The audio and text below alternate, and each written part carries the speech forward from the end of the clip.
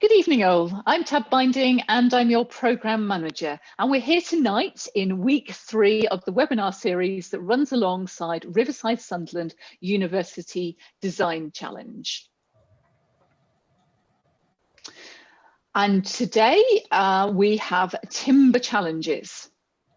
So this is the Riverside Sunderland, and the competition is to design one house in detail on this fabulous site in Sunderland.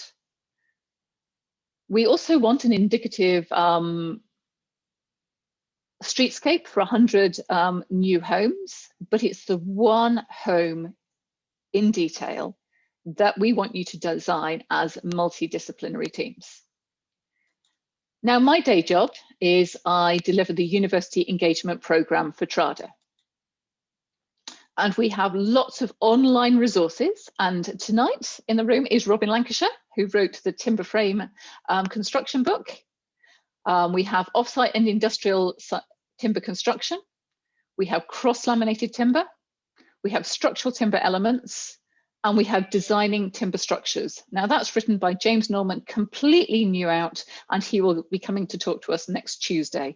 And these are all books that are available for online for you to learn more about timber and how to design with it. So without further ado, I'd like to hand over to our chair for tonight, Christiana Lellig, who is representing Wood for Good. Christiana. Thank you very much, Tabitha. Yes, I'm actually tonight representing Wood Knowledge Wales, but Wood for Good is also a very nice organisation, and you've probably come across them as well because they're also part of this challenge. A brief word on Wood Knowledge Wales. I haven't brought any slides tonight because I know that you will be seeing lots of slides. Sorry, that's my heating.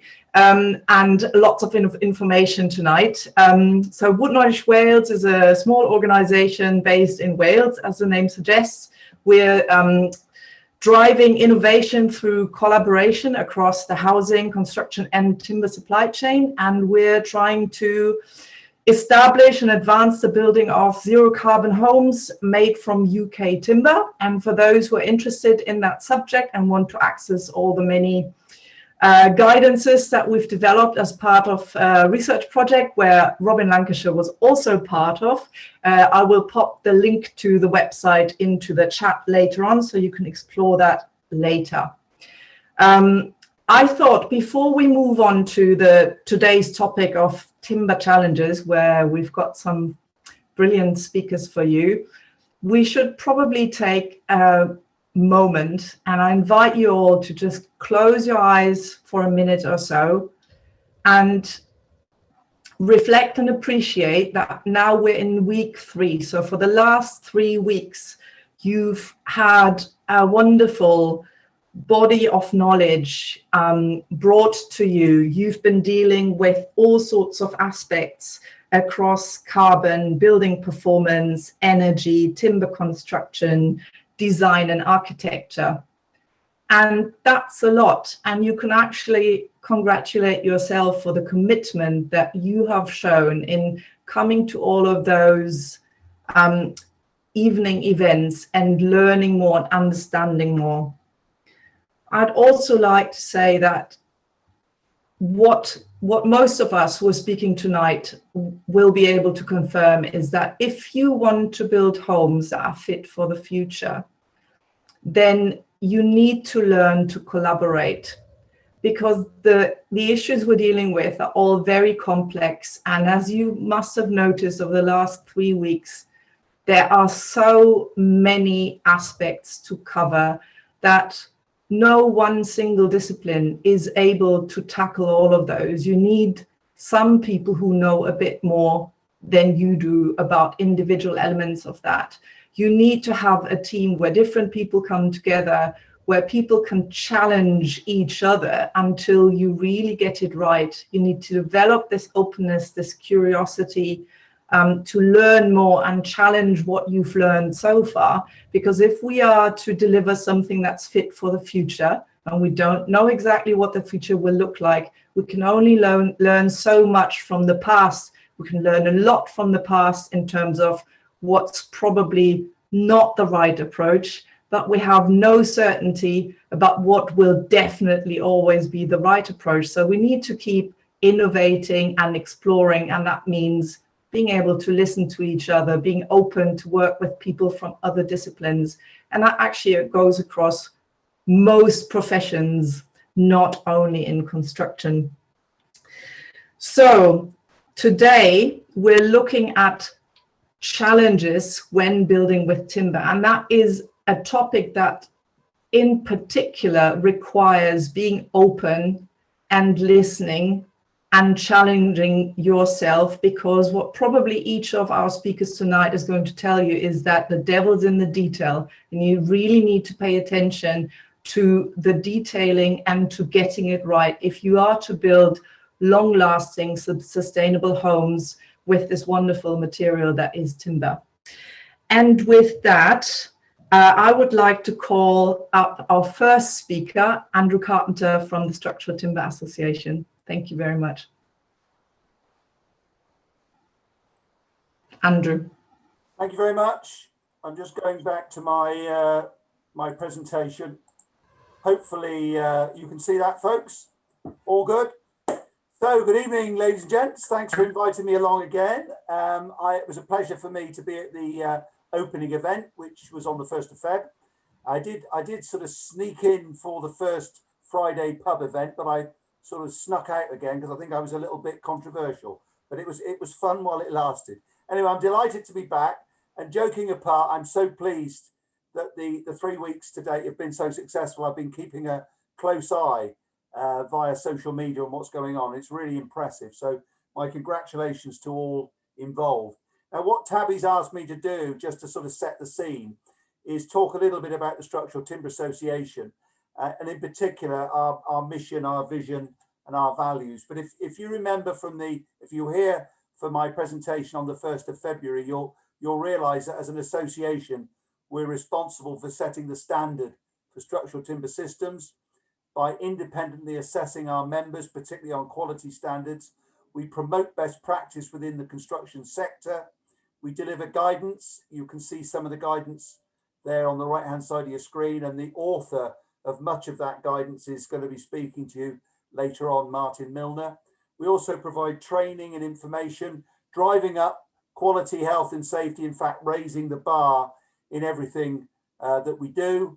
And as an association, we represent around about 800 members, which is about 80% of the sector. So a huge proportion of open panel timber frame, closed panel, SIPs, and also CLT.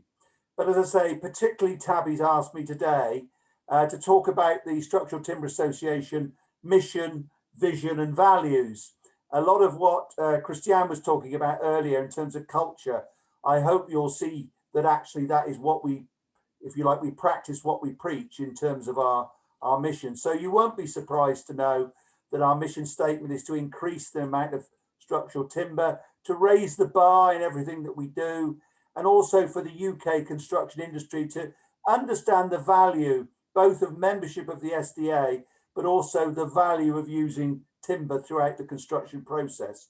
And our vision, therefore, is to increase the use, to give further success for all stakeholders. That's not just members, but it's clients, it's contractors, it's architects, it's anyone involved, end users, and so on.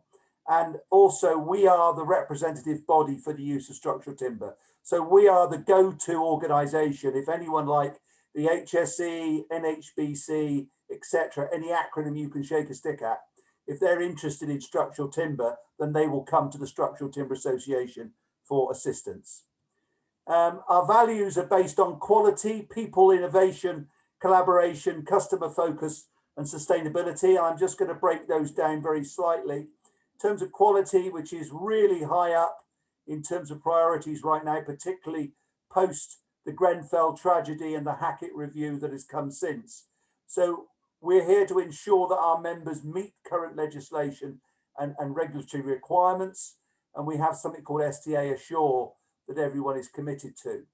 As I've mentioned earlier, we're looking to raise the bar in everything that we do in all forms of performance.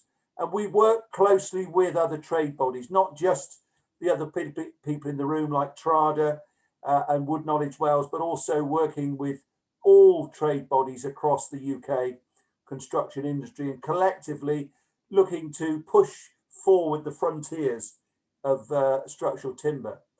In terms of people, and this was very evident in what Christiane was talking about, but we do expect our members to be honest and transparent in dealings. We ask them to be reliable, fair, consistent, and show integrity, which I was always told was doing the right thing when no one's looking. We have a strong respect for people, therefore, and communication is the key with our members, with our stakeholders, and indeed with our clients and customers. Innovation is key for all our members. We provide a proven material in terms of a panelized system, but as a group of members and as a group of people, we are innovative in our thoughts, but we do include our customers, potential customers and supply chain in that innovation, because we want to innovate on behalf of the market, not just because we think it's a good idea. We strive for continuous improvement. We look at lean processing, including BIM or digital processes. And obviously, we push and recognise the benefits of off-site construction or modern methods of construction, as they're called. Now, Christiane mentioned collaboration. Collaboration has been within my DNA for 20 odd years, because it is the one thing that will get us moving forward at pace within the UK construction industry. It's very important that we work with our members, our stakeholders, and the industry at large. And we need to see not only collaboration, but total integration and early involvement of the supply chain. So when you're looking at your designs, take into account when you're planning to use the supply chain as early as possible, so that they can aid the collaboration, but also the innovation early doors. And also, one of the things we strive for is what we call best practice procurement, or procuring on best value. The industry, unfortunately, is famous for lowest cost, beating people up, basically. So we strive for best value procurement with fair payments, paying people in 30 days. In terms of customer focus, there's a few sort of well-worn statements in here, but they're true. So we like to think that our members have the following in common: that we say what we do and then we do what we say. It's quite an easy statement, but think about it. We're driven by the member, the customer, the market needs, constantly evaluating what we do, and being a can-do organisation. So that's all important. Sustainability obviously is at the heart. It's our unique selling point. So you won't be surprised to know we support the global drive for sustainable construction. We welcome what the various governments are doing. Christiane's already talked about Welsh Government. If you've got a spare hour, tomorrow between 12 and 1, Simon Inkson, who's the Welsh Government representative, is doing a webinar for me. And I'll put the details in the chat column. But that will be a very interesting hour where he will talk about why Welsh Government have chosen timber frame and why they've chosen to work in a collaborative procurement fashion with 12 of our members. Obviously, we acknowledge the environmental benefits of wood. Why wouldn't we? And we do acknowledge that we have a privileged position, because we are now at the forefront of the government's build back better, build back greener, build back faster. Because using timber frame, the build back greener is obviously the sustainability, but build back better is the quality, and build back faster is offsite. So we're absolutely right at Boris's sort of focus in terms of how to deliver the 300,000 houses that the country so desperately needs per annum. Finally, and I've raced through this because I realised we were running a little bit late, but finally, again, I'd like to point out something that I mentioned on the 1st of February, is that we do have a huge resource, a huge library within the STA. It's free of charge for members, student members. You can join free of charge and it's available to you. That's the link. And I would please advocate you visiting the STA, Structural Timber Association website for technical information. That's me done. Thank you very much. But that's the same slide I ended with last time. We want to work with people who want to change the world, because that's what we're all about. Thank you for listening. Thank you. Thank you very much, Andrew. We actually have got 4 minutes left if anyone has a spontaneous question to Andrew. All right, I had I had to finish at 6:15 on my notes, so sorry if I. That's very good. That's very good, Andrew. That's why I raced it. If you want to ask anything, then please raise your hand and I'll monitor the raise hand tools. If there is no question, then we will, there doesn't seem to be any question at the moment, then we'll just move on to our next speaker, Robin Lancashire, who's going to explain to us how you can manage moisture when building with timber. Robin, over to you. Okay, thank you very much.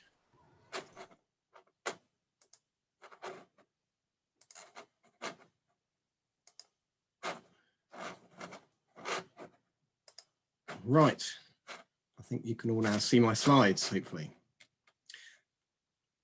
So yeah, I've been asked to talk about managing moisture in timber, in construction and in use, but actually there's a stage before that, which is design. And so keeping the management of moisture in the front of everybody's mind throughout the whole process of design, construction and using the building is really important so that we can get the very best of our performance from timber frame buildings. So this is a school academy building you can see under construction on the left hand side there, and the finished product. And with your Sunderland project, please all the time think about the process of that design, construction and in use for the longevity of timber. So why have I been asked to come and talk to you this evening? Well, I've been in the timber frame industry for 20 years, working to support a topic I'm very passionate about, and that's best practice and quality in the construction industry for timber. And we support everyone who is going to use timber or thinking about using timber in a variety of ways. The top of the list there is training. We run all kinds of training courses for people from building control officers, warranty providers, housing associations, delivered courses to students, building contractors, anybody and everybody who's got an interest in timber frame construction. We're keen to explain to people the benefits of it, but also the hazards and pitfalls. And really my talk today, you'll see many of those teased out. We don't want mistakes to be made using timber. We'd rather, if it's not the right product for the position you're thinking of using it, we would rather say go and find another product that's going to perform rather than use timber and it let you down. So it's understanding the benefits of timber, but also where it's not an appropriate material to use. I'm the co-author of the timber frame construction book, which you can see on screen on the right hand side there, and you've got free access to that to use as part of this project. My colleague and I also wrote the book on the left, which is co-branded with the Structural Timber Association, which is a pocket guide to timber frame construction. So there's some very good resources that we offer alongside others who have talked before me. We hold the hands of those using timber frame construction in a variety of ways. We can take a package of details that are about to be built and construct something in our minds and identify issues potentially before they become three-dimensional costly ones on site and advise clients on how things could be changed. That might be to meet building regulations, it might be to deliver enhanced performance, or it might be to reduce the risk of decay or other aspects that a client might want to avoid. The vast majority of my work, though, I travel up and down the country looking at timber frame buildings under construction. And so I really am at the coalface of where the action is and seeing changes and innovation in construction. And also I'm well versed also in many of the day-to-day issues that people have that need advice and solving. We've come a long way in timber frame construction in the last 20 years that I've been involved. There were fears about it in the past. It's very much a mainstream form of construction now. There's a lot more comfort in using it and understanding, and certainly with the environmental side of it is really helping to catapult us into the focus of what people should be doing now. Sometimes things do go wrong, and our defects and remedial consultancy is an important part of our work to not just see things for real, but it also helps understand us understand and confirm why we say what we do to make sure that the defects we see aren't repeated again and again. Now, the talk is about moisture, and if you remember nothing else today, remember that the aim of using timber is to keep it in a position where it's going to stay below the magic moisture content of 20%. Anything above that, and timber is at risk of decay. If it stays above 20% moisture content for a prolonged period of time, it's likely to eventually decay. And so all the details that are going to follow, really, I want you to think about where the timber is and why it's in a safe position. If it gets wet, can it dry out quickly? Can it drain and ventilate away? So it's not so much avoiding getting it wet, but if it does get wet, does it have the ability to dry in a reasonable time so that that prolonged period of high moisture content can be avoided? Now, you might be familiar with timber and longevity, and you might think about a garden shed in your garden and how long you might think that's going to last. And when it decays, what actually happens to it? Well, quite often the bottom rots out, and you can see the picture on the left-hand side there. You can see the bottom of the corner of this shed is darkened in colour, where the moisture and the rain has hit the slabs in front of it and bounced up and kept that bottom edge wet, kept it above 20% moisture content and allowed to decay to get a hold there. The timber cladding on the building to its immediate left, you can see, is above the splash zone. Rainwater splashing off the ground is not going to get onto the bottom of the timber. The timber stays dry. The timber is therefore going to have a good chance of lasting so much longer than the garden shed that's next to it.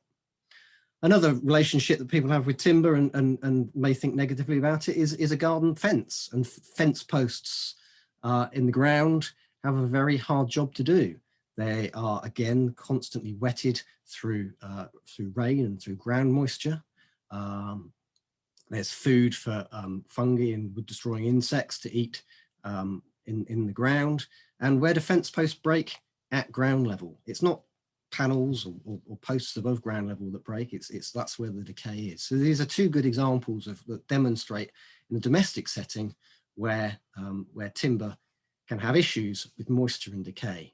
And if you project that forward into construction details, you will immediately have a good idea of what the rest of the talk's about.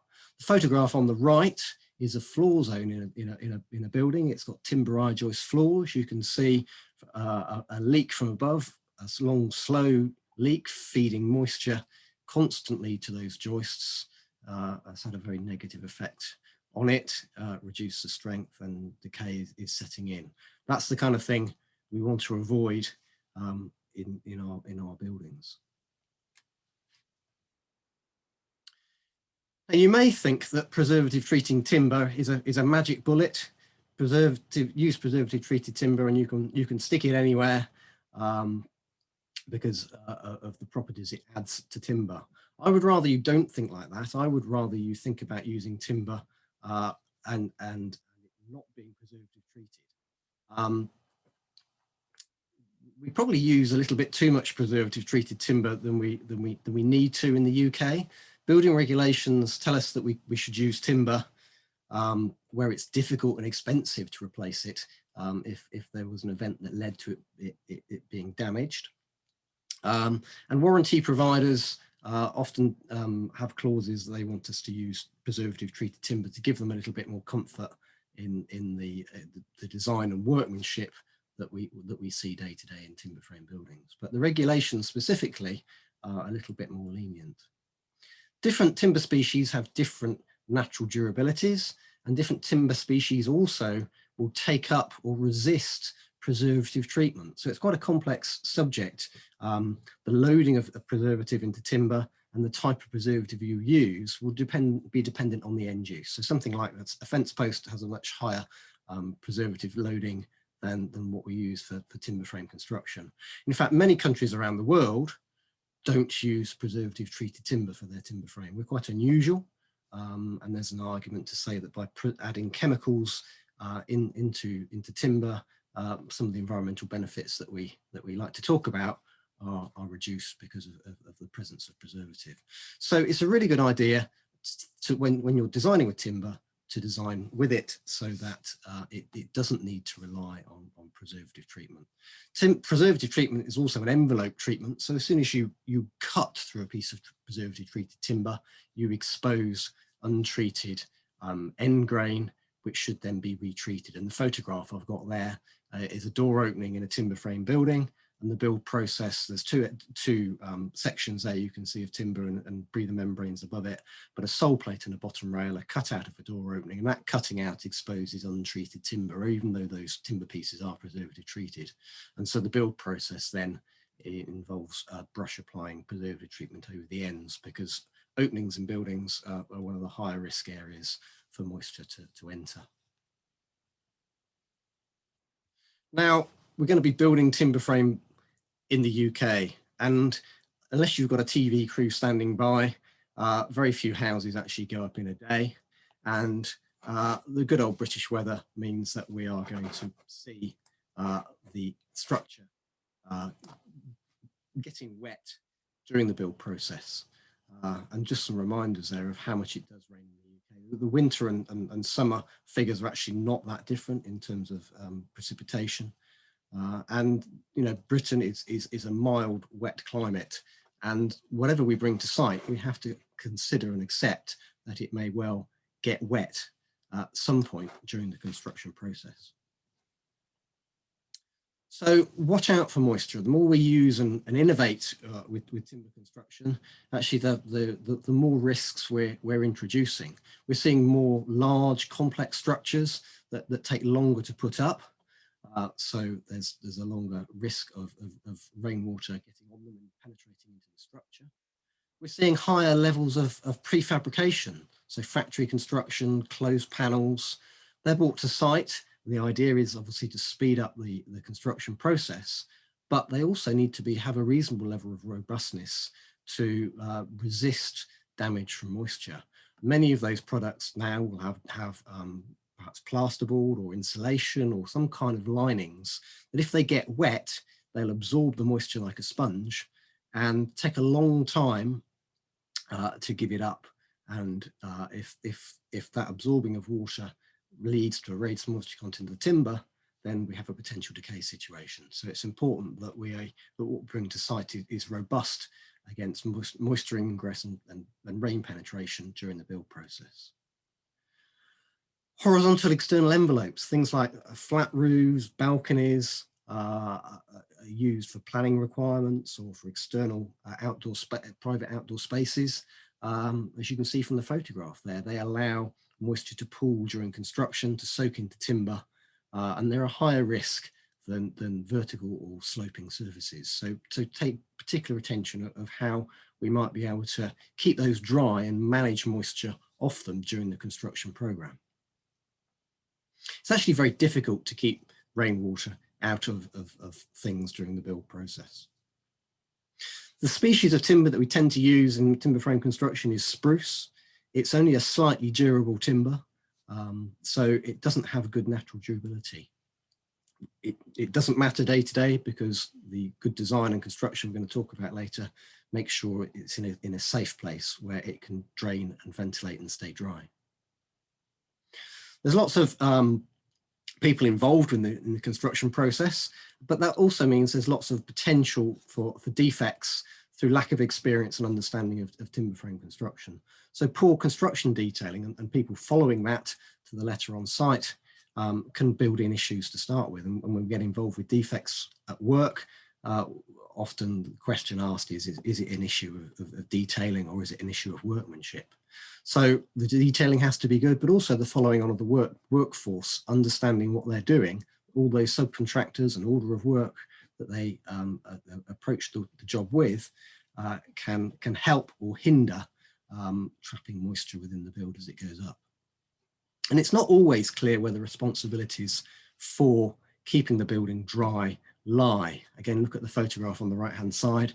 There's a wet deck there. It's going to, at some point very soon, have a waterproof covering put on it. Is it the timber frame manufacturer responsible for maintaining a low moisture content in that deck? Is it the main contractor, or is it the guys who are going to come along and put the roof on, who ultimately are responsible for only doing it once the timber's dry? And that question and the liability of if things go wrong, it's natural for people to try and avoid that liability and dodge the issue. And by not taking responsibility for it, we've seen issues occur in the past. So it's important to have those conversations and work things through together as a team before the project goes live and we're dealing with wet surfaces. Approved document C, the building regulations, tells us what we need to do as we build to consider moisture. And it's worth noting the few words actually that are part of the regulations, the functional requirements. We have regulations in England or the UK generally that drive innovation and creativity, which is why they're fairly concise to allow us to interpret them in a flexible manner. But these words are very critical to what we're trying to achieve today. The walls, floors and roofs, so those are 3 elements of the building, should be adequately protect the building and the people, so that the building and the people who use the building from the harmful effects of ground moisture, so that's moisture coming up from underneath, soaking into the timber and through the rest of the building. Precipitation, including wind-driven spray, so they were talking about rain and wind-driven rain. Interstitial and surface condensation, so we don't want to see the building designed in such a way that we end up with condensation within the structure or on the surfaces of the structure that would lead to mold growth and damage and timber decay. And the last one, spillage of water from or associated with sanitary fittings or fixed appliances. So remember, in the in-use situation of the building, what happens if a toilet leaks or a washing machine overflows and floods a flat or a house? How difficult or easy is it to dry out that building without causing long-term damage to it? So the regulations require us to consider all of those things in the design and the construction. One of our golden rules at TRADA is that we keep all structural timber at least 150 millimeters above external ground level. So our detail from the timber frame construction book is on there on the left.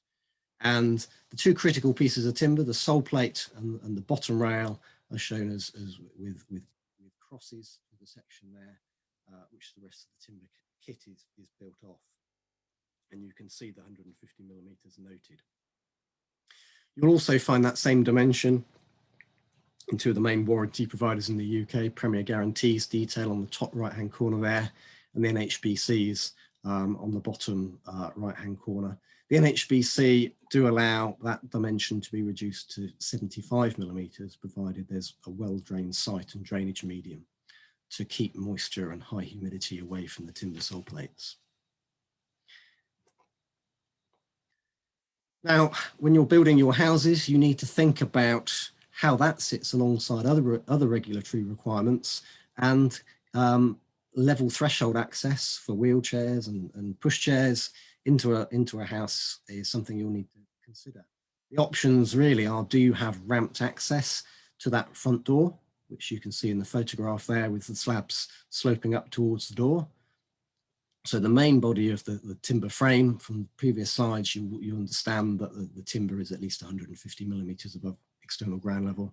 Only just at that localized ramping area do we actually have the level threshold, and the ground falls away either side. So if that's not possible due to various street schemes or multiple door openings around a building, the other option is, as shown on the detail on the left-hand side, to raise the sole plates up to 150 mm or above using a curb upstand or concrete curb, something that means that the timber frame can start from that safe level upwards.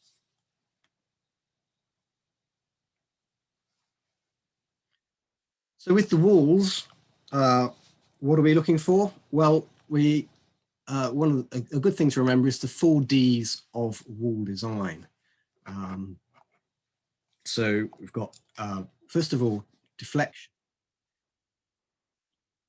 The overhang of the roof is allowing or providing an environment which is going to keep that wall reasonably dry from rain falling straight down, and also to a degree from wind-driven rain. But various architectural trends and fashions mean that eaves and verges tend to be clipped.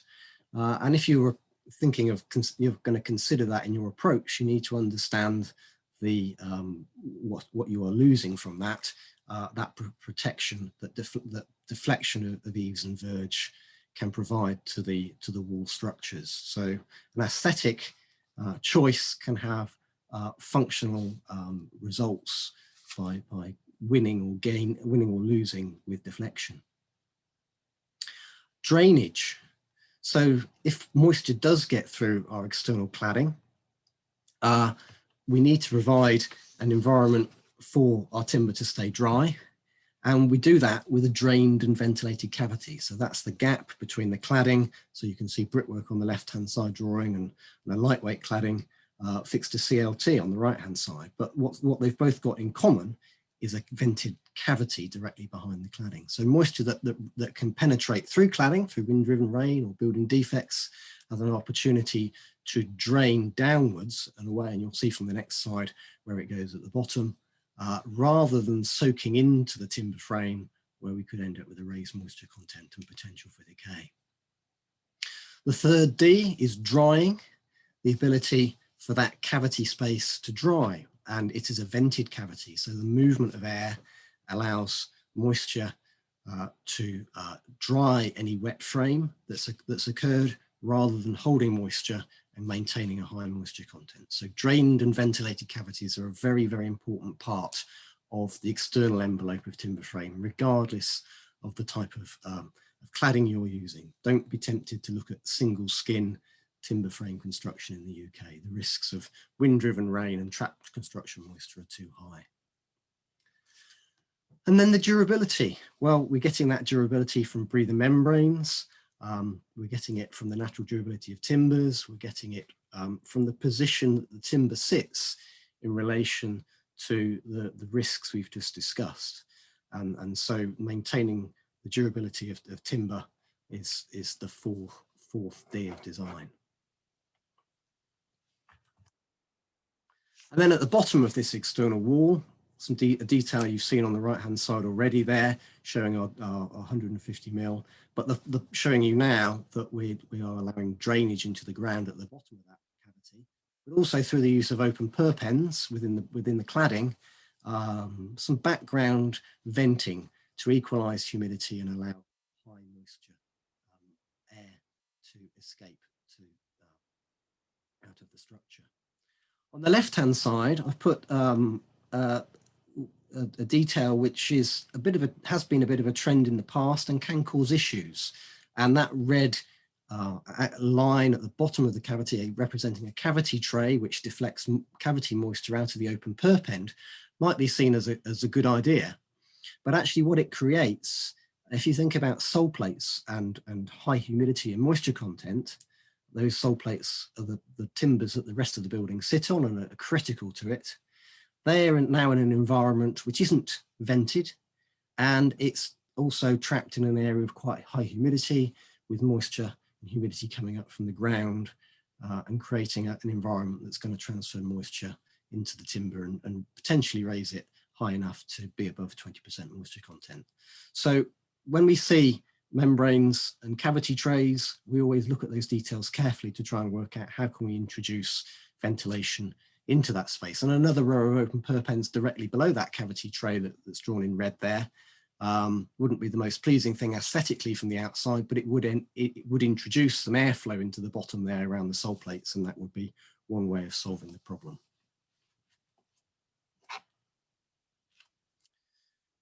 Internal walls. So the drawing on the right-hand side shows our preferred solution for internal walls, and you can see that the structural timber, or maybe even a non-load-bearing timber wall there, is located at finished floor level. Now, if there was a flood, a washing machine leak, overzealous mopping of floors, as we have seen in public buildings, sometimes causing decay, they're not going to wet the timber long-term and cause that decay.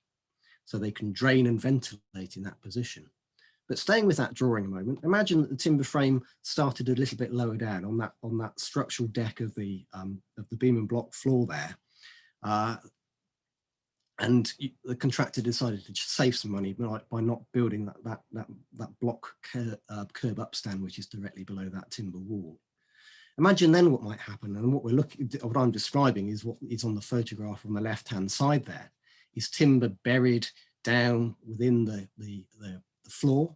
If there are two areas of risk here. First of all, that often happens before the building is made weathertight. And so rainwater gets in where that arrow is showing pointing down. The DPC wrapped around the timber acts like a canal, holding the moisture, soaking up the timber, and it stays wet for a very long time. And we have been involved with jobs where trapped construction moisture has caused decay of internal walls, as you can see in the photograph.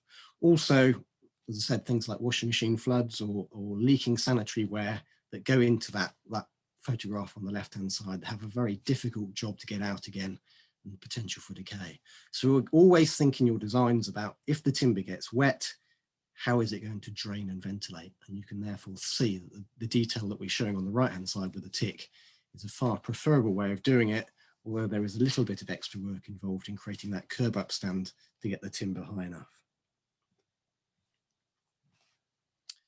Window openings, or window and door openings, are areas where through failure of seals or damage through differential movement, which is actually avoidable, and we can talk about that a little bit later, may cause seals to break and provide routes for moisture to ingress past the various lines of defence onto the timber.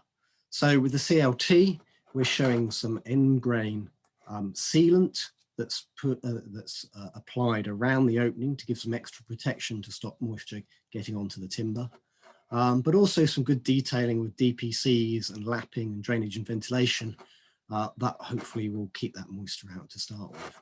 And on the left-hand side, we show differential movement detailing for masonry construction directly under the windowsill between the brickwork and the sill.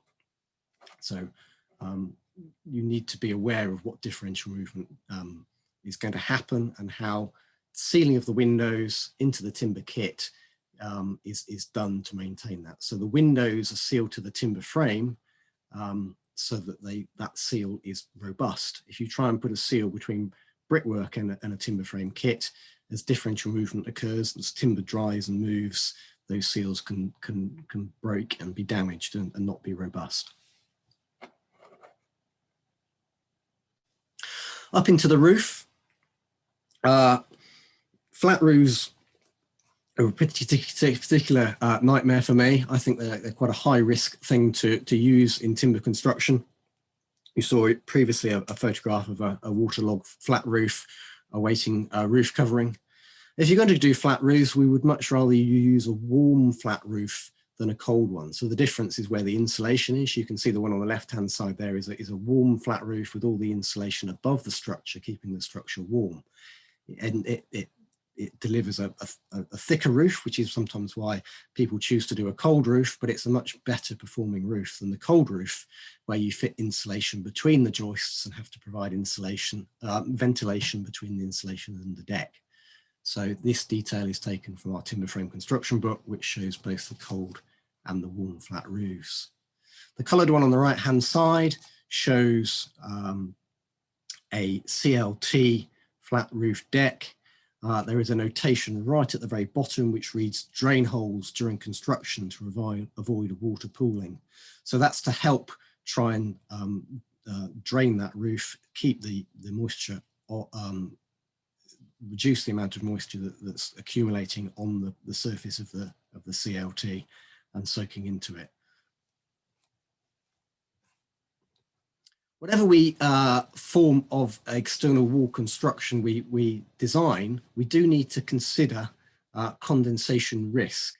Our standard forms of timber frame construction work very well with vapor control layers on the inside, the warm side, and breather membranes on the outside. It's important you familiarise yourselves with those materials and how they work, the aim of them is to reduce the amount of moisture vapor that's traveling through a wall. Now, all walls breathe and have that vapor gradient and temperature gradient through them. And we need to make sure that when we design our walls, that the amount of moisture that goes in from the inside during the winter time, when through breathing and washing and cooking, has a good safe route through the wall structure. As the air cools, it holds less moisture. We don't want it to drop out as condensation halfway through the wall. We want it to exit into that drained and ventilated space and escape safely. If it forms inside the structure as interstitial condensation, we have a raised timber moisture content and that risk of decay. So novel forms of construction, you need to investigate and prove through condensation risk analyses that we haven't got a condensation risk. And familiarise yourself with the types of membranes that are available on the market. There are so many reflective membranes now, it's easy to see a vapor control layer and a breather membrane and think they're the same thing. The central photograph is a reflective vapor control layer on the inside of a building. It's very good at resisting the passage of moisture vapor passing through it. Whereas the right-hand picture showing the building under construction from the outside is still, again, a silver foiled membrane, but it's a breather membrane that's very good at allowing the passage of moisture vapor. So it's that important relationship that you need to reinforce in your design, but also on site. We don't want these materials to get muddled up in their application. The photograph on the left-hand side, that big black stripe, is a DPC. DPCs are brilliant at protecting timber from direct contact with materials that can transfer moisture to them, but they can also be a devil by trapping condensation. This is what we're looking at there is a little bit perhaps too detailed for today, but it's a timber cavity barrier covered in DPC, which has been wrapped onto the face of the breather membrane. That plastic on the outside of the building is stopping our breather membrane from breathing out into the external wall cavity. And I'd be recommending that would be cut back to cover the timber cavity barrier, but not covering the breather membrane that we want to have the benefit of breathing to prevent interstitial condensation. Buildings do get wet during construction, and we need to think about reducing that risk by managing time and by using methods that aren't going to trap construction moisture. We've got a lot better at it over the last 15 to 20 years when the industry was starting to play with modern methods of construction and closed panels. The right-hand photograph, for example, was an early closed panel system. The insulation is put in the factory. The polythene vapor control layer is applied and stapled, as you can see there. But then when the erectors came to fit it on site, they just fired their nail guns straight through the polythene vapor control layer into the bottom rail to fix it to the sole plate, peppering it with holes, which then allow rainwater to get in during construction. And we had very wet, soggy mineral wool and trapped construction moisture. So things that have improved drastically since those days, but as I said at the start, it is actually very difficult to keep closed panel construction dry. So speed is of the essence, and good quality in the wrapping and delivery of those products in a timely manner to site. Party walls are another area where we can have trapped construction moisture. So again, a bit of a conflict in what various sections of the building regulations are telling us. Part L of the building regulations a few years ago identified that when we were using party wall cavities that were completely clear, they acted a bit like a chimney, drawing warm air up and out of our through the middle of a terraced building or semi-detached, wherever you've got your party walls, which were wasting energy. So the right-hand photograph there shows a twin leaf party wall with a cavity that's filled with mineral wool. Now, the trend has been to put that mineral wool in during the construction phase before the roof goes on. And again, there's risk of it getting wet, either through direct wetting or through floor decks and runoff into that party wall cavity acting like a drain. So there are ways to build party walls in timber frame construction where we don't have to put that mineral wool in at a critical time where it can get wet from the ravages of the British weather. And the central photograph there shows a party wall. There's quite a lot happening there with sheathing and mineral wool, but you can see the idea, the application of the mineral wool into the party wall cavity through some hit and miss sheathing that's been used on the party wall, so that party wall can stay dry during construction. And the left-hand photograph there just shows the risk of trapping construction moisture in a party wall cavity. You can see mold growth and fungal decay starting on the OSB sheathing there, because behind that sheathing is this wet mineral wool that is having huge difficulty in breathing and giving up the moisture that it has become trapped during the construction process. Another trend in design that I'm not a great fan of is these sawtooth roofs. Okay, they add an interesting aspect to elevations, but just think about the construction of party walls and sawtooth roofs, as this photograph on the left-hand side there shows, where that board is propped up on the scaffold. That's the top of a party wall cavity. Now, the next thing that's going to happen is the roofers are going to come along and put their membranes on there, the felt and batten it, and then all the rainwater, the next time it rains during the construction phase, is going to be channeled directly down that party wall cavity. So they are a high risk from a construction point of view. They need careful management on site and understanding that we need to manage that moisture away from the building.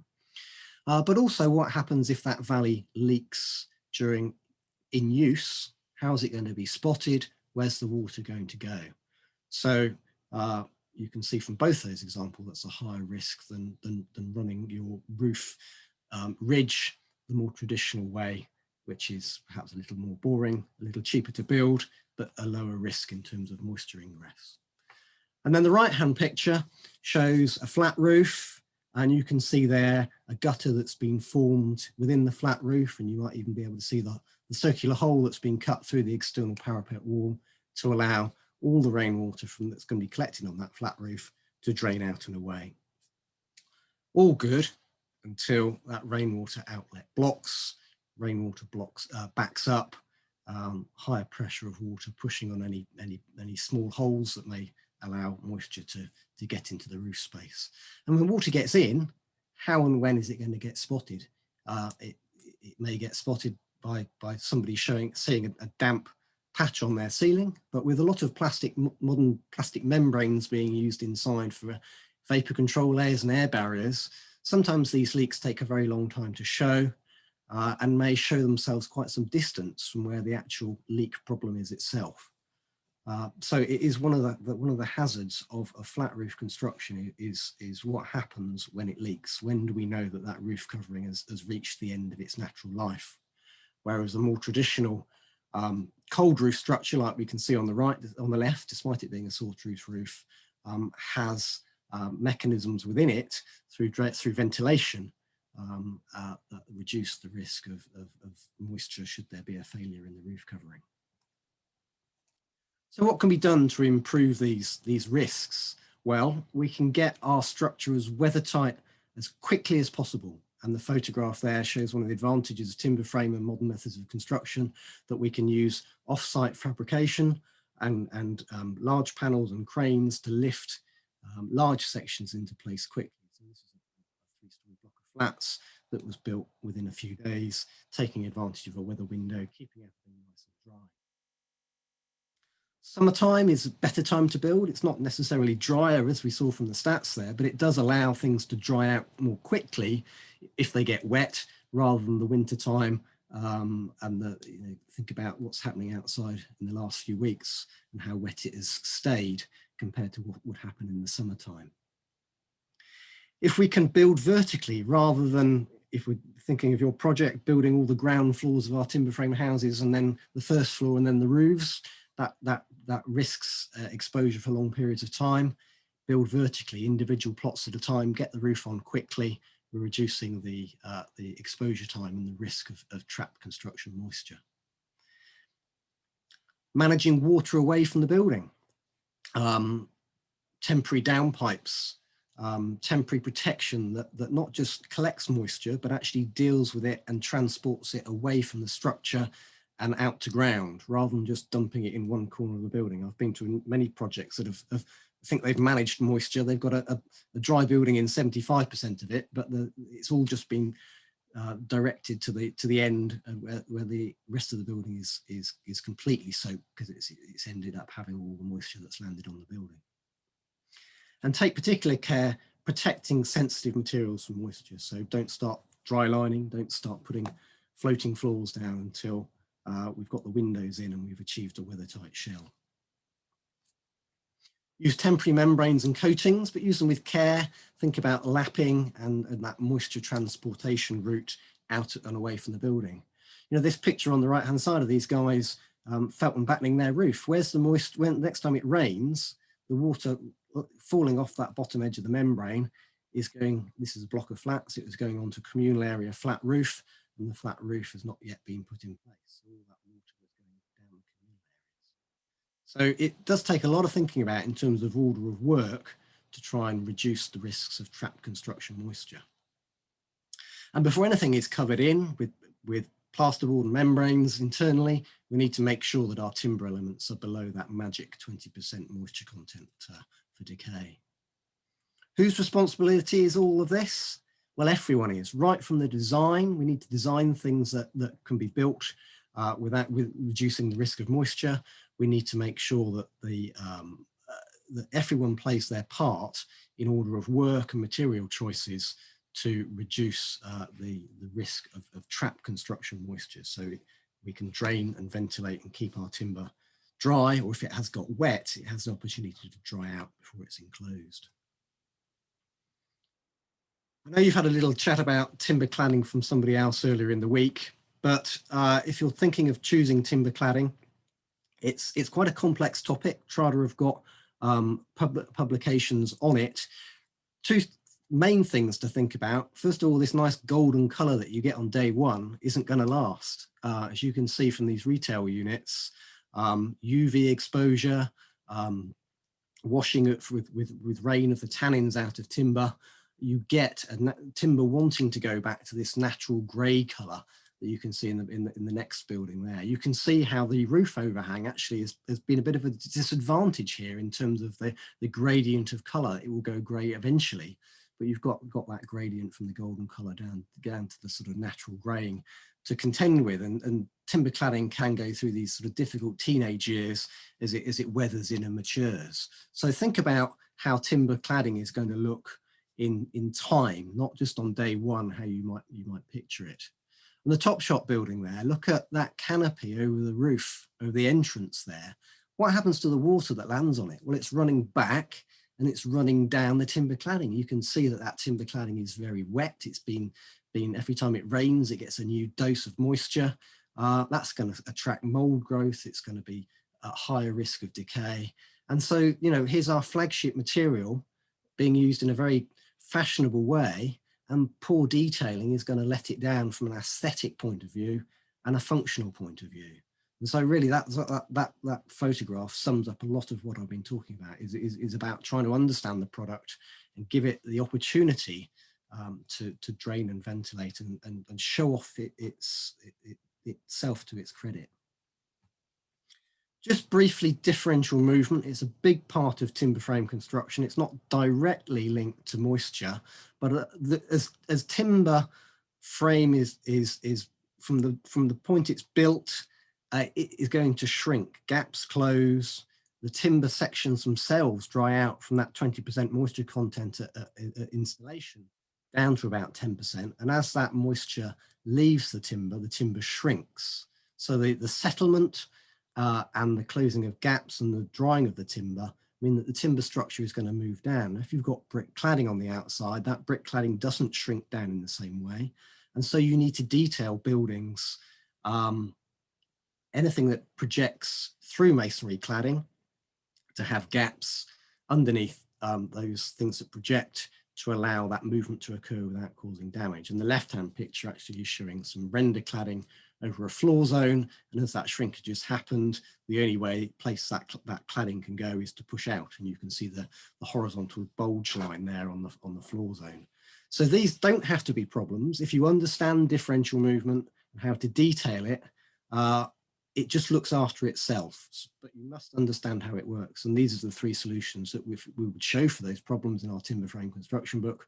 On the left-hand side, lightweight cladding with a gap at the floor zone to absorb that downward movement as the timber shrinks and the gaps close. The central one there, gaps under the eaves and verge to allow the timber frame and the roof that is fixed to it to move down without being in conflict with the masonry cladding. If you do get contact, the masonry cladding acts as a fulcrum point and the eaves and verge start to go up whilst the rest of the timber frame go down. So you have this double problem to contend with in terms of dimensional movement. And then on the right-hand side, the sill, again, showing differential movement gaps underneath the sill. Remember what I said earlier about the timber frame and the windows being fixed together and moving down together, independent of masonry cladding. So by leaving the gap, we're not putting any nasty forces through the window frame, which might cause it to buckle and twist and break seals around the window frame opening and allow rainwater to get in and potentially raise the moisture content of the timber. So I thought those were worth highlighting. Just another little plug for those books. Remember, you've got access to them during certainly the timber frame construction one, which is the bulk of what I've talked about today, through the resources that Tabitha has put in place. But also student members have access to the huge resource that TRADA have built up over many decades through the free membership that we offer that TRADA offers to students.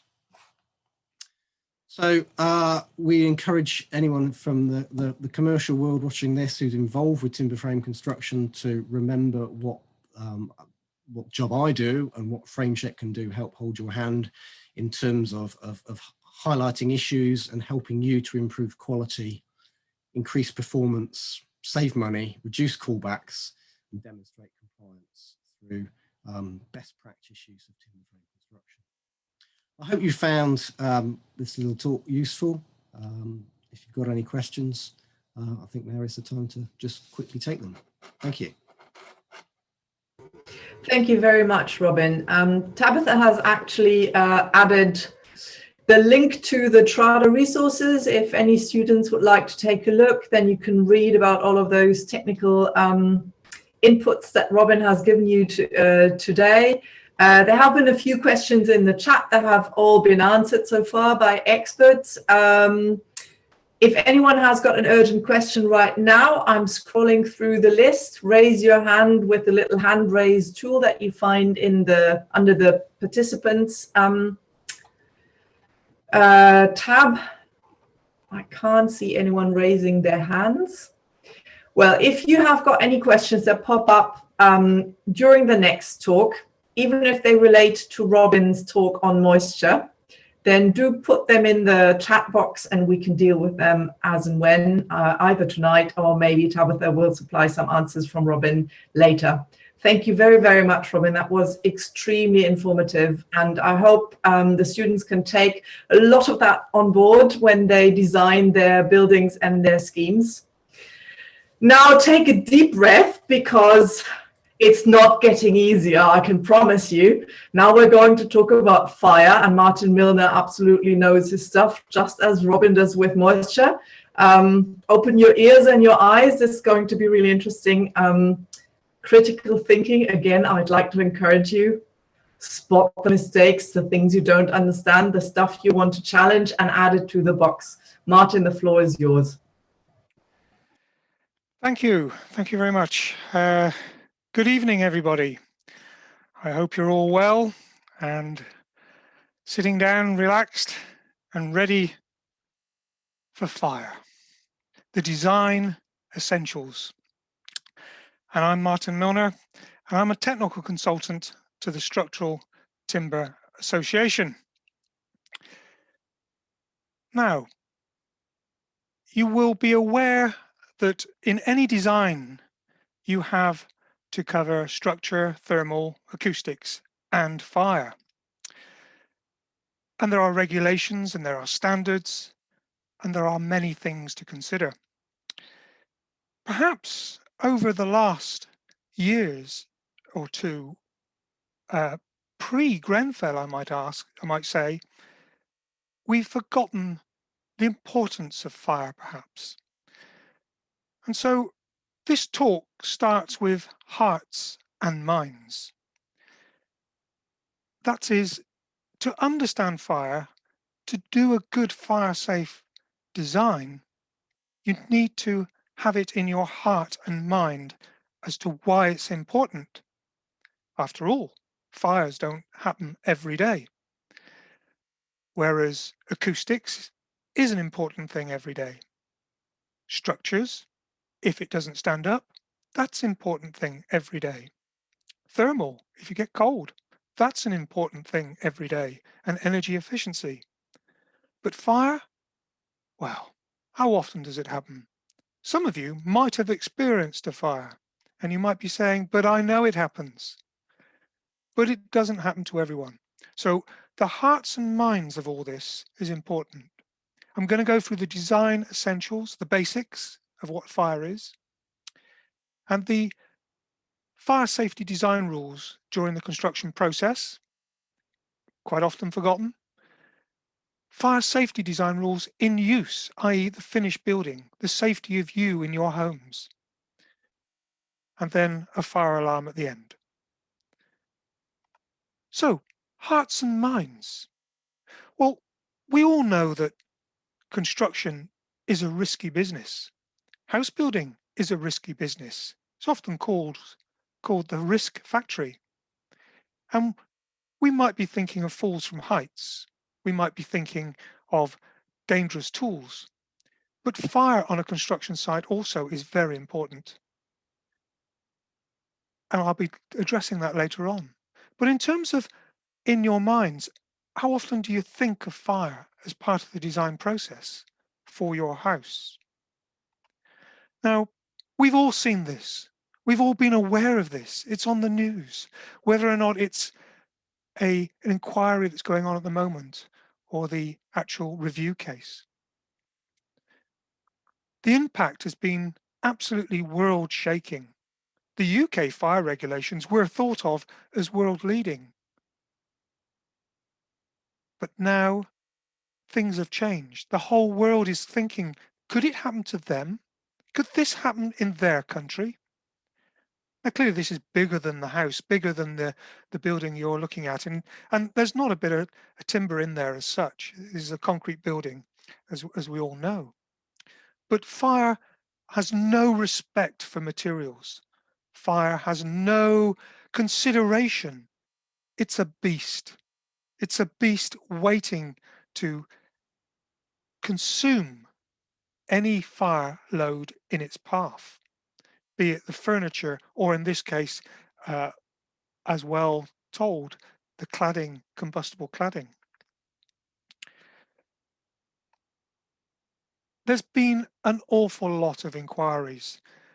Dame Judith Hackett leading the charge for things have got to change. The government saying this will not happen again. And so there's been a complete review of the whole building regulation system, the whole fire safety considerations. And why was there a need for a review? Now, some of you looking at this slide, you might be seeing the 4, or indeed you might be seeing the 3. And that's exactly what people were saying with the approved documents or the building regulations or fire standards or supply chain information. There was confusion. There is confusion. And the fire safety regulations are looking at the way of change. The Judith Hackett's complete review is having an impact right through the whole industry. A root and branch review of all aspects. And this review is ongoing at the moment. This will carry on for the next 3 years at least. And we're now having the whole new introduction of fire safety regulators involved. I believe they appointed the first fire safety regulator today, or yesterday rather. This will have huge impacts on your future careers. And so it's important that you get an understanding of the complexity involved here. However, fires like Grenfell are not new, and that's shocking, but it's true. There are many, many cases of fires that have occurred that have rocked society. Up in Scotland, Rose Park, a care home that killed 14 people from a fire in a corridor alone, has completely rocked the fire service and the regulatory processes in Scotland, but not to the same extent that we're in now. The fire at the Charles Rennie Mackintosh Glasgow School of Art, fortunately no casualties, but a complete destruction of that city's wonderful art collection.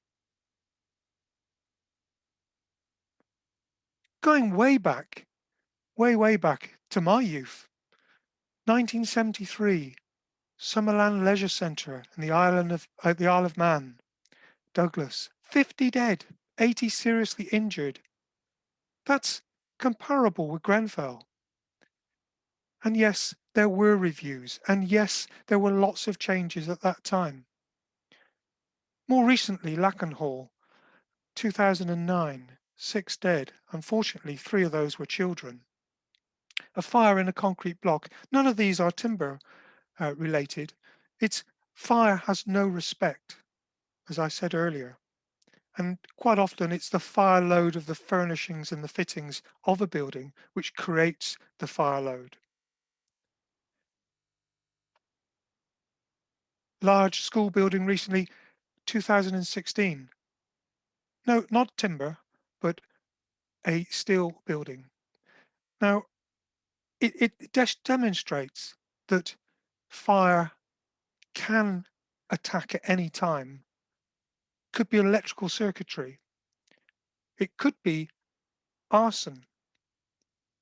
It could be a lightning strike. There are so many causes. Yet, as I've said earlier, it doesn't happen every day, but when it does, it makes big news. So in your design criteria, I think you should be thinking about fire safety. I mean, do you agree that there should be a change in the way fire design and build process is considered? If any thoughts you've had relating to the Grenfell inquiry. Well, you've got your chance now within your design process to think about fire safety. And I'm going to show you how the way that it can be simply done in your project. But approach it. And you approach it through what changes have happened in the building regulations.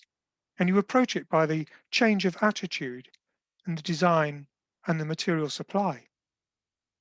I said earlier that Grenfell is not new. I wonder how many of you could guess, or perhaps you know, when the very first building regulations came about.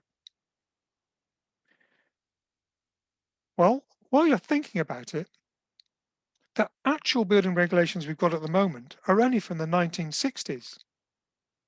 But there were building regulations in this country way, way, way before that. And in fact, it happened in the mid 1200s, where we had Richard I, who made recommendations. He actually wrote, got his folks to write building regulations, and there's a copy of it on the left-hand side there. And they were concerned about all the fires that were happening in the castles.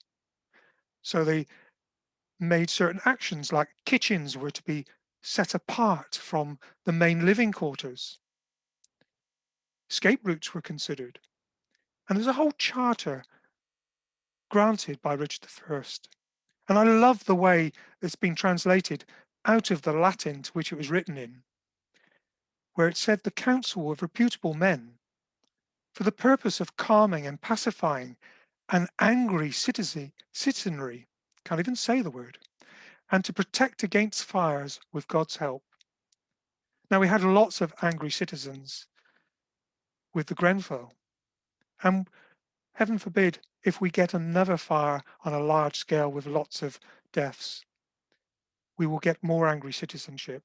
So hence why I think you can tell in your own hearts and minds that fire is indeed a very important subject.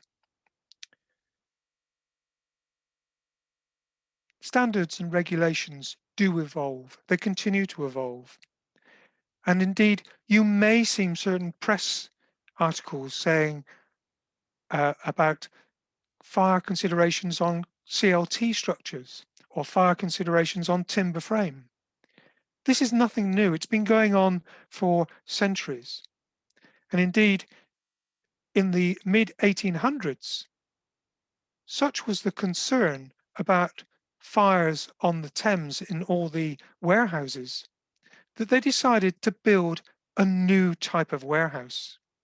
This warehouse using cast iron and brick to remove as much timber as possible. They were convinced that timber was the cause of these fires up and down the Thames. And so they built this huge Tooley Street warehouse. It turned out a couple of years later that that Tooley Street warehouse was the biggest fire ever on the Thames. It burnt for several days. And it was the biggest fire since the Great Fire of London. In fact, it was the creation after this fire that the London Fire Service began, because up to that date, there was no such thing as a fire service as such. And so it just goes to show fire is not something that is only for timber to be concerned. It's for all materials. So let's have a look now at the design essentials, the basics. First of all, we have what is called the three elements of fire. That's oxygen, heat, and fuel. It's a chain reaction. Remove oxygen and you have no fire. Remove heat, you have no fire. Remove fuel, you have no fire. It isn't flame. Flame is a byproduct of fire. The thing to think about is heat. That is what spreads fire. Overheating electrical circuits. Perhaps it's overheating through solar glare through some windows, causing magnification and causing combustion of a combustible element like a curtain or perhaps a sofa. Perhaps it's a mirror on a dressing table reflecting the sun's rays and magnifying it. It's heat that causes fire, combined with oxygen and fuel. So fire-safe buildings is about reducing some of those elements. Or it's about having that fire-safe knowledge to consider the risk, the consequence of the fire, and consider the consequence of the people in and around the building you're considering. It can be managed, and I'm going to show you how shortly. One thing of fire behavior to think of is this chain reaction. When it happens, we think about open fires, like an open fire at a bonfire. There you have air coming into the fire, the oxygen, all around it. I like to think of fire, the beast in that instance, being quite happy. But if you went to the school of arsonists, you would learn that to make the fire angry, you push it up against a wall. In fact, you push it up against a corner, cutting off the air intake on two sides. The fire, being greedy, looks to seek and gain as much oxygen as it can, so it actually climbs up the wall. Now, this was observed and used to invent the chimney, for want of a better word, and onwards to the jet engine. But basically, this is where cavities can create problems for fire. Because in a cavity, the fire, as in a chimney, will be far more efficient. But that's because it's searching for oxygen. It's searching for as much air as it can get. And it can climb up to a factor of 10 times the height in a cavity than it can in an open condition. Hence why cavity barriers for construction are so important, as clearly seen on the Grenfell Tower. Now, heat transfer can occur through three types of mechanisms by and large. A, we have what we call conduction. That is, the heat is on the underside, but it will soon transfer into the poor chap sat on that spoon. Where I got that from, I have no idea.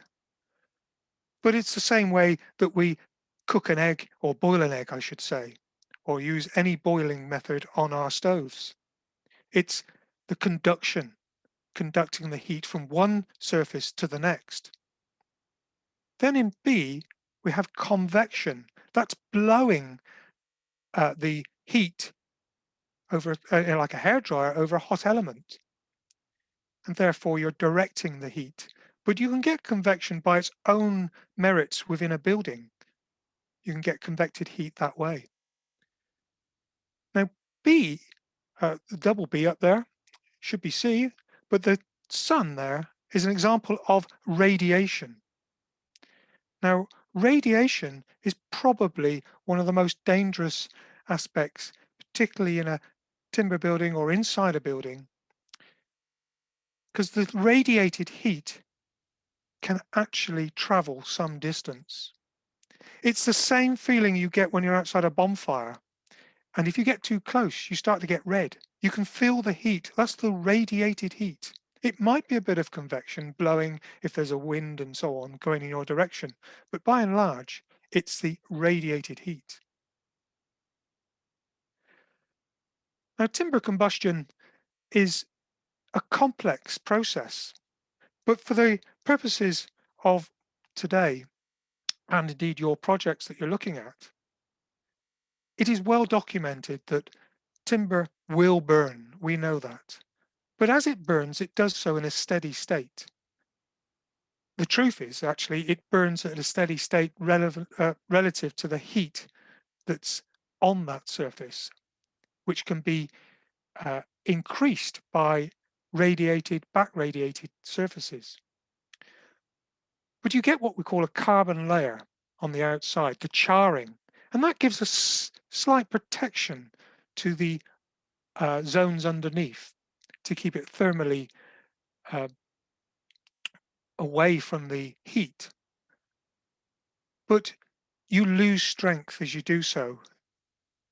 And there is much debate at the moment within the Eurocodes and the Eurocode design process as to what is the strength reduction you should allow. But nevertheless, for your purposes, there are good guidance out there for this char, what we call char rating. So the amount of timber that can burn during a time period. As designers, you're looking to say what that time period is. And yes, timber will continue to burn, but a sufficiently large enough section, as in the picture below showing melted steel over a glulam beam, is a good indicator to show that timber does continue to keep its strength, providing you've got sufficient size of member there. Steel will lose half its strength at about 600 degrees.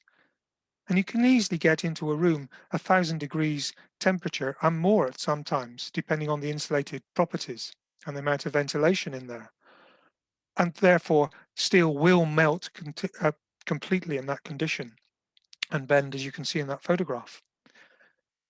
So it's a question of designing the right elements and the right timber for your project, if it's to be exposed. Now, we have here a graph of how heat is released over time. And we have what we call the heat release rate and time. And we start off with 0 as the fire grows, and we get to a flashover point. Now, one of the things that you might see in the press is that exposed timber, large volumes of it, will not self-extinguish when the fire load of the room has been exhausted. It will create the continual fuel in that room, and that is true. That will happen. and you get back radiation from one surface to the next. But ways around that is to encapsulate it or to provide some form of protection, such as plasterboard or other dry lining matters. Now that sort of process, dry lining for fire protection, is what we do on steelwork all day long and what we do on timber frame all day long. It is a common process, and there are many rules to help us out here. If you want to use exposed timber, as in these examples here, then you can, providing the consequence of the risk and the scale of the building is appropriate. And I will talk about that a little bit later. But it is in your grasp to do so to demonstrate the fire resistance of the beam or post that you're looking at. The previous curve was continuing and it wasn't extinguishing. Now, what you do get is, in complex considerations, a potential for the burnout, or what they call the eventual self-extinguishing of the room. But this is an advanced fire engineering process, and there are currently no agreed rules. This is being considered at the moment in many circles and many committees. What we're generally looking at in housing and so on is to look at dry lining or encapsulated surfaces, such as plasterboard over walls, as in these houses here. And this is a familiar approach to it. Now, it doesn't mean to say you can't have exposed surfaces for the houses that we're talking about, and I will show you how shortly. Fire safety design rules during the construction process. You might be thinking, what have I got to do here? Well, during the construction process is the subject of this particular section. I'm just going to show you why. Now, there are STA guidance for all this aspect of fire safety during construction, because the design phase is actually deciding where the buildings go. The design phase is deciding the procurement process, and the construction phase is just responding to the design. So if you're putting a particular building that could cause fire to the workers or could cause fire to people off the site, outside the site boundary, or rather not fire to them, but fire spread to them, then you carry a liability, a legal liability under the construction design management regulations. So it's a very important process to consider. There are plenty of guidance from the STA on this, and for your project, I will explain what you need to consider. But get it wrong, and this is a photograph of a large block of flats, unfortunately timber flats that caught fire during the construction process and caused absolute devastation. It looks like a bomb site, but the radiant heat from that fire caused damage to the surrounding buildings. No one was hurt or injured, and this was some 13 years ago. And since that time, the STA have produced guidance to respond to this particular issue. And now we comply fully with HSE's approval with our guidance to overcome this matter. And CDM regulations is something you should just be aware of in your project. It isn't to stop silliness, it's to create processes that will enable you to be able to build safely. And it starts with the design to ensure that you have a safe design applied to the site. And fire is very much part of that CDM regulation. And there are fines for companies currently who are not doing this process. And they're quite heavy fines as well from the health and safety executive. Now, the responsibility for undertaking the off-the-site risk assessment lies with the principal designer. So the architect has the duties for fire risk mitigation. Quite often they will appoint a fire engineer on complex projects. For your house, there is a simplistic design process which you can reference, and you've executed your duties.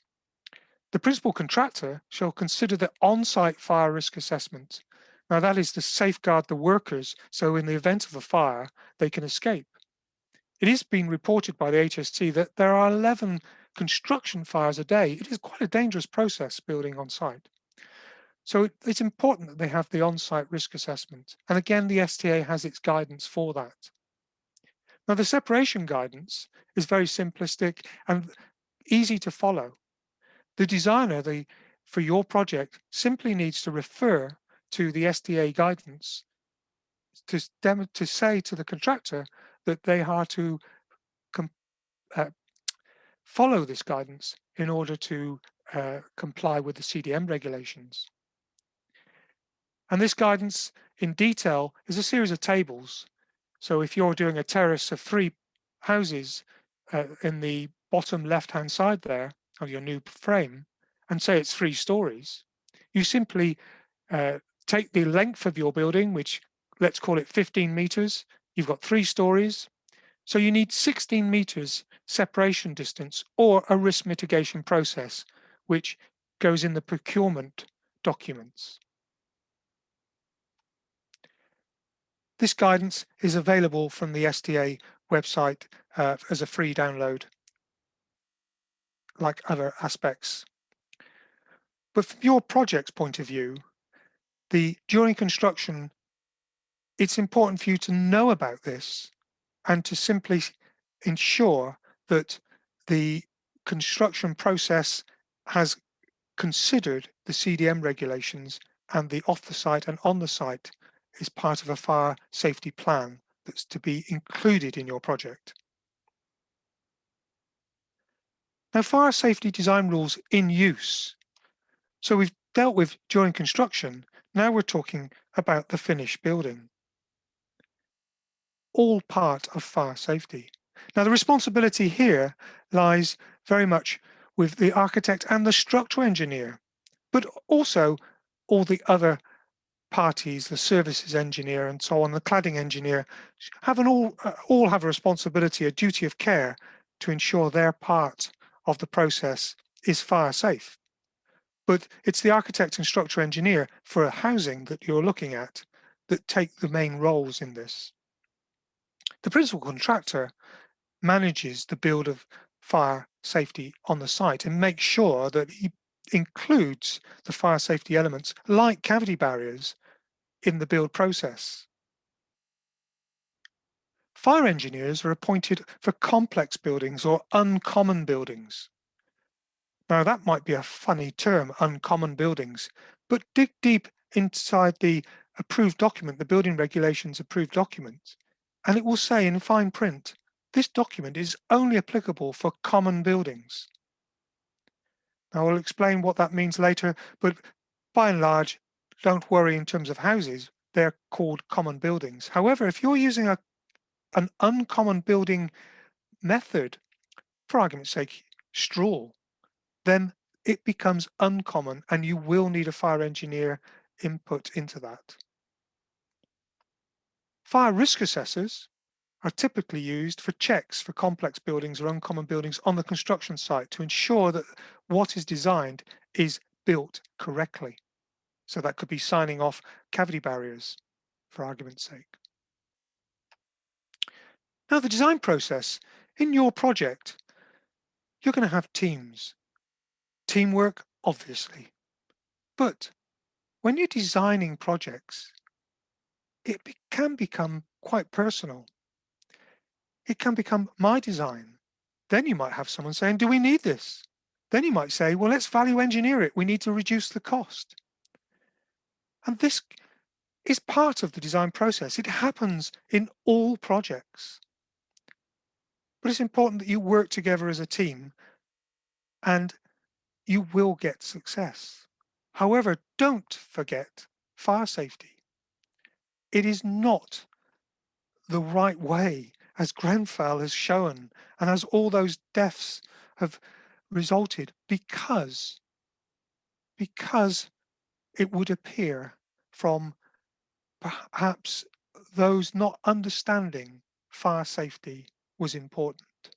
And you can't just remove items because it costs. And it doesn't matter which part you are in your design team, it's important to have a voice. You might have an opinion that will sway the team one way or the other, and it might be the right opinion.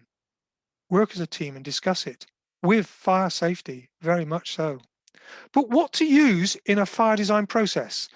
Now, you can sit down as a committee and you could say, you've got to use the building regulations. Well, if you've actually ever read the building regulations, and if you are doing so, then you might suffer from sleep problems because it is an incredibly boring document. However, what we commonly call the building regulations, wrongly, is what they call the statutory guidance document, the approved document B. That refers to the building regulations in certain clauses, but tells you how to comply with the building regulations or guides you for common buildings. Houses using timber frame and CLT and the like can be considered as a common building. And I will explain that a little bit more in a second, or in a couple of minutes rather. It might be that people say you've got to use tests. Indeed, the approved document does say fire compliance for 30 minutes or 60 minutes via tests. But what tests? What about assessments? Can you have assessments? What about fire standards? There's a whole raft of fire standards, some of which can be used instead of the ADB and fully accepted by warranty organisations. It could be industry guidance like the STA and other organisations. What we're looking at for common-based buildings is a guidance-based approach. That might be a strange term as well, but the approved document B is all about guidance. It's not about designing it from first principles, it's about guidance. Now you might hear in the background things about Regulation 7, which changed in 2018 in response to the Grenfell inquiry. Low-rise construction are not impacted by the change from Regulation 7. That's for buildings above a floor level above 18 meters. So it is regulation, building regulation approved document B, which is what you need to reference for simplicity of your house design. Now the boring bits, the building shall be designed and constructed so that in the event of a fire, its stability will be maintained for a reasonable period. And what is a reasonable period? Well, that's provided in the approved document B. And it will talk about load-bearing elements to withstand the effects of fire without loss of stability for that period of time. And that is why you can use CLT as a common building in that sense for low-rise construction, but not for high-rise construction, typically 4 stories and above, where you would need additional consideration. And the SDA has full guidance on this in what we call volume 6 of our in use. But that's not going to be from your project's point of view. You're looking at 2 or 3 story buildings and single use, single occupancy, in other words, one family per house. Now the process here is what they call Regulation B3.1, internal fire spread as it's titled. And you have a choice, structural fire objective.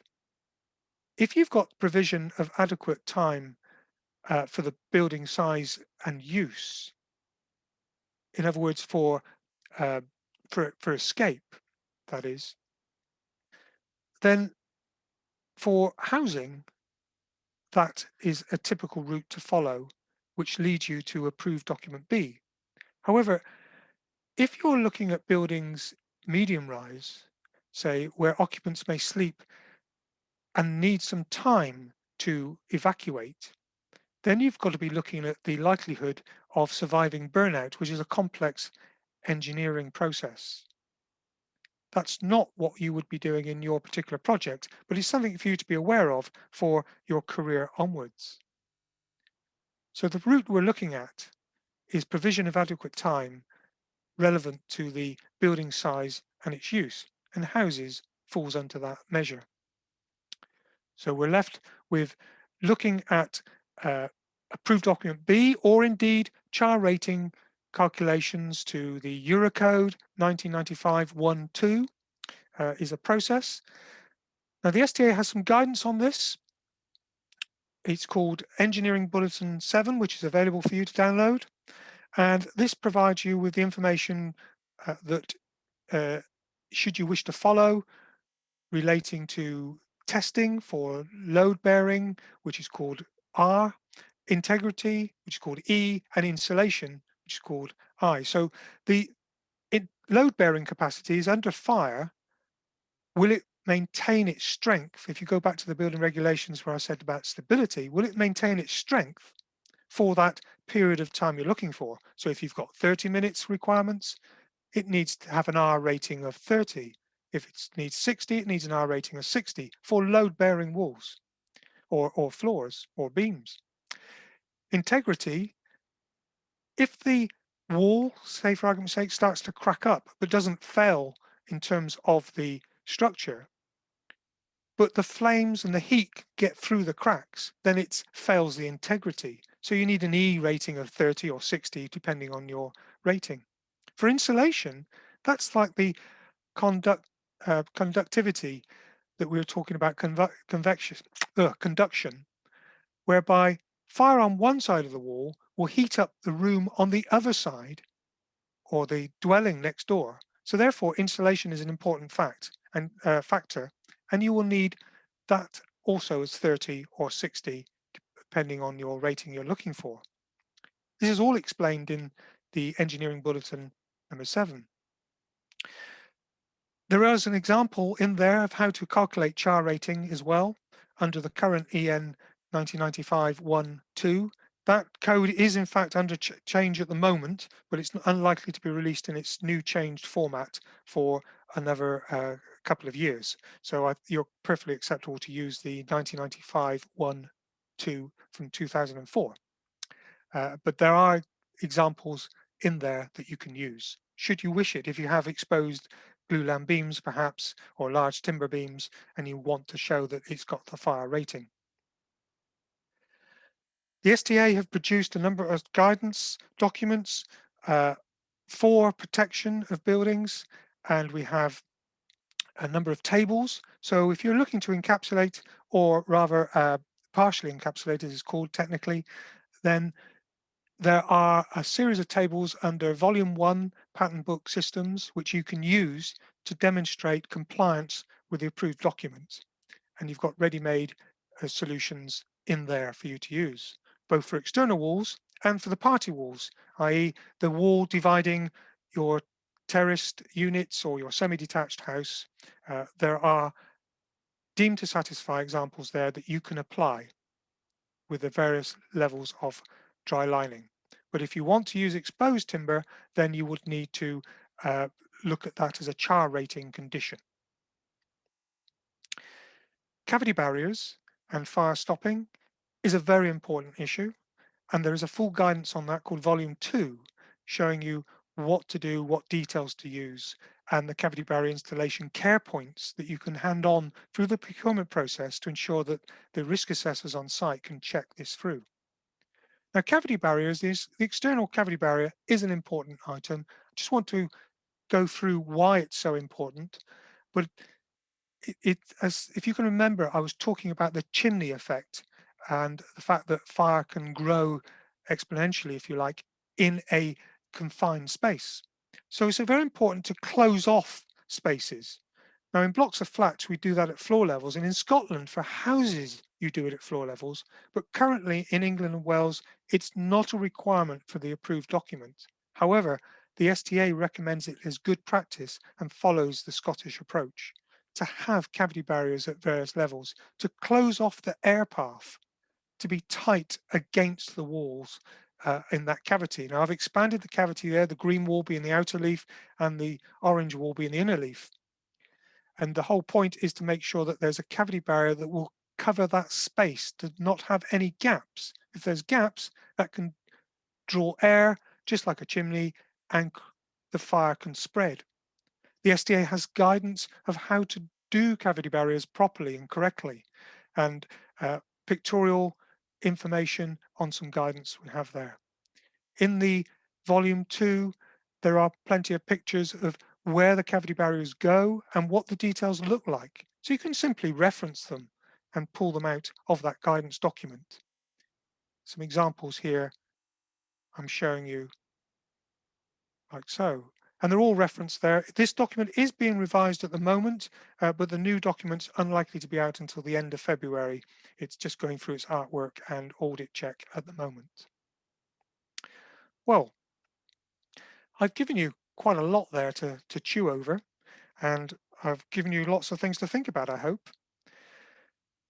The fire alarm section of this, well, there is no alarm. The last thing I'd want to do is cause alarm. But from time to time, we come up against a brick wall, or perhaps a glass ceiling, or perhaps a glass pane. And you will get certain people saying, no, timber is combustible. It's a fire risk. It is no more a fire risk than any other material in a construction process done and built, or designed and built correctly. Yes, you need to follow certain rules, and yes, you need to be understand the processes involved and appreciate what you're looking at. For housing and terraced housing, then there are procedures, safe procedures, and you will have success. And in fact, great success for the future. I was aware that you've had I was on the call indeed, whereby Goldsmith Street at the Norwich terraced house complex that won the Sterling Prize, an awesome project of timber frame. I was fortunate to be the fire risk assessor on that particular project. I'm very pleased to be so, and the fire risk assessment for the off-the-site risks and on-site risk assessments. So it can be built safely, they can be done safely, and they can be exemplary. So I'm going to conclude there, and thank you for your time to listen. These documents that I've referred to and many more are available to you on the Structural Timber Association website, which is www.structuraltimber.co.uk. But all you have to remember is Structural Timber Association, and do a Google and you will come across it. And I'm sure you will get all the information you need. And that's it from me. Thank you very much. Thank you very, very much, Martin. That was quite a lot. Sorry. No, that's exactly what was required. I hope people's heads aren't smoking now. I can't see any hands up at the moment. If you do have a pressing question, feel free to use the little hands up item. Any questions in the chat box, as far as we've seen, can be answered by Martin in the chat, or by other experts in the chat directly. But if you've got anything relating directly to Martin's presentation, questions around how to apply that in the competition, raise your hand.